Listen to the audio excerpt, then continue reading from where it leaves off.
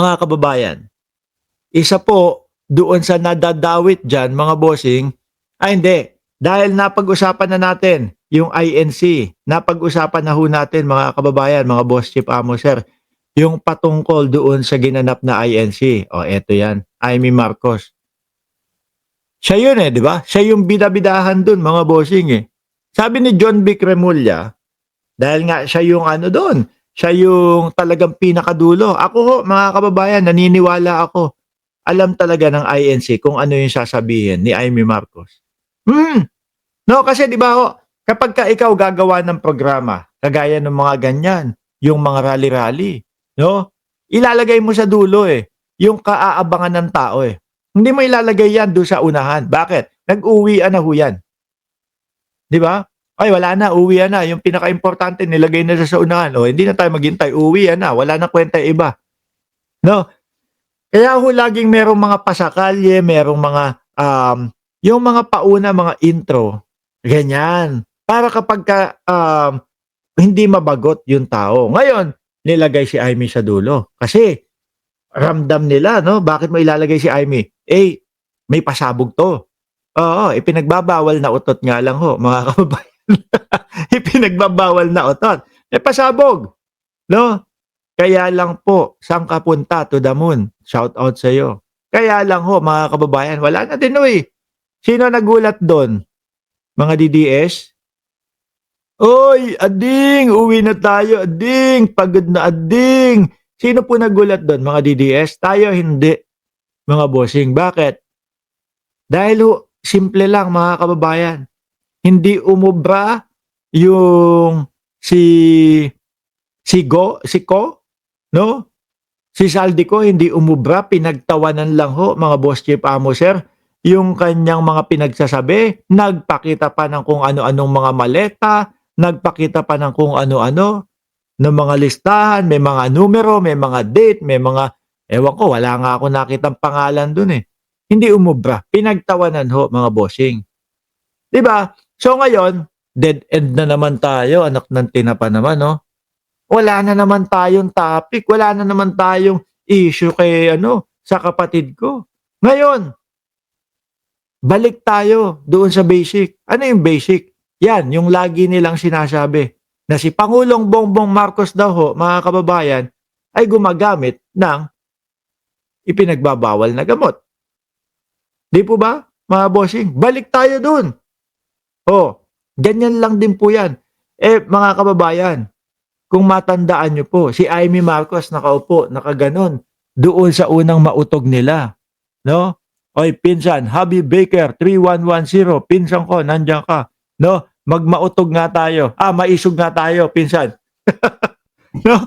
Oh, mga kababayan, kung maalala nyo, si Imee Marcos nakaganon. Habang nagsasalita, yung mag-aamang mga Duterte. Okay lang sa kanya. 'Di ba doon nga ho tayo unang nag-umpisa na mabwisit, mainis at maasar kay Imee Marcos. Dahil ho doon, kumbaga paulit-ulit lang po. Sabi ngayon, nitong si John B. Cremulya, friend ko si Imee, pero masakit, no? John B. Cremulya say senators job hurt Bongbong Marcos. Sabi ni Edna Mauricio, basta DDS, paulit-ulit sinasabi para sirang plaka. Hey, kayo naman, nagtataka pa kayo dyan sa mga yan. Oh, ayan daw ho, mga kababayan. Wala bang kasunod to? Ito. No? Sabi dito, Department of Interior and Local Government Secretary John B. Cremulya said he felt the pain that President Marcos Jr. experienced when Senator Imee Marcos made, ayan, yung remark na daw yan. No? Oh. Kumbaga wala na eh. Dead end na eh. At ano po ang iniisip ng karamihan kung bakit nagsasalita ng ganon si Senator Imee Marcos? Eh di ba may nababalita, may umuugong-ugong na magsasalita na daw yung bagman ni Imee Marcos? Eh di ba may mga umuugong-ugong din ho na sinasabit ilan daw yung pogo? Si Pebbles Talakera, ang sinasabi niya, ilan ang pogo ni Imee Marcos? So ngayon, mga bossing, kung i-analyze natin, si Pangulong Bongbong Marcos simula nang inupo o umupo, eh, ang gusto niyang ang ginawa niya, eto, pinunterya yung mga pogo dahil nga nagiging kahihiyan ng ating bayan. Kung ikaw meron kang pogo na gano'n, kung 3 pa, naku, talagang mabubwisit ka kay Pangulong Bongbong Marcos. Siguro ho ang laki ng kinikita doon sa mga pogo, eh. O, 'di po ba? Ngayon, siguro iniisip ni Manang Baba, ito kasi si ano, eh. Siguro iniisip ni Manang, naku, etong si Ading, hindi man lang iniisip na kaming dalawa ay magkapatid, pinatanggal yung mga pogo. O sige, total hindi mo ko iniisip na kapatid, hindi na din kita iisiping kapatid, 'no? Siraan kita sa harap ng INC. Hmm, bakit po mga kababayan? Biruin niyo, tignan niyo ang dami nagpapatunay. Iisa na lang daw po, tama ba, kidney ni Pangulong Bongbong Marcos.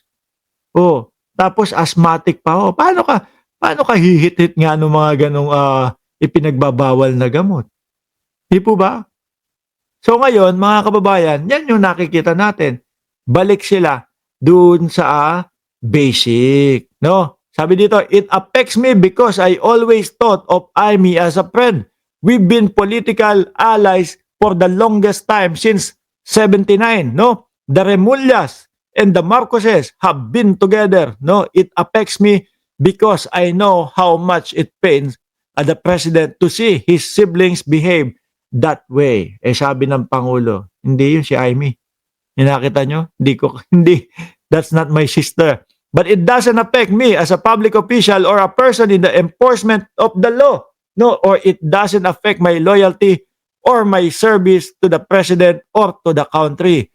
Kaso mga kababayan, pag inalis natin yan, no? Pag inalis natin yan, mga bossing, at asaan ba yung si ano? Ito si John Vic, nako ito. Pag ito ang inilagay natin diyan mga kababayan, naku po, arestuhan blues ho ito, mga boss. Kung totoo ang sinasabi ni Amy, kahit walang script, masasabi ko yan. Kaso hindi nga totoo, sabi ni Rose Villarama. O pakinggan niyo si John Vic dito, mga kababayan. Naghahanda ng DILG para sa mga panibagong aarestuhin dahil sa anomalya sa mga flood control projects. Malaking isda raw ang uhuli ngayon. Ayon sa DILG, sa loob lamang ng 5 linggo, inaasahan ang pag-aresto sa mas bigatin pang personalidad. Yeah. Yan, para sa mga DDS yan, ha? Oy, mga DDS, nung tinapa kayo, gumising kayo dyan. Ba't wala nagko-comment? Miski pa ulit-ulit, okay na. Yung mga DDS, sige, okay lang. Miski pa ulit-ulit, okay na. Sabi ni Kensan Juan T. Mark, ano yung logo ng hat mo? Like for, ano to eh? Alam ko, Westin to eh. Oh? Ayan, the Westin. The Westin Grand Cayman. Nung isang beses na, hindi, doon sa Westin ginanap yung aming kasal at ito yung iniregalo nila sa akin dahil alam nila mahilig ako doon sa mga hat, no? So eto, sino na tong mga to, mga kababayan? Pilit kong sinasabi ng mga DDS, no? Bakit yung mga yan lang, hindi namin mga kilala yan?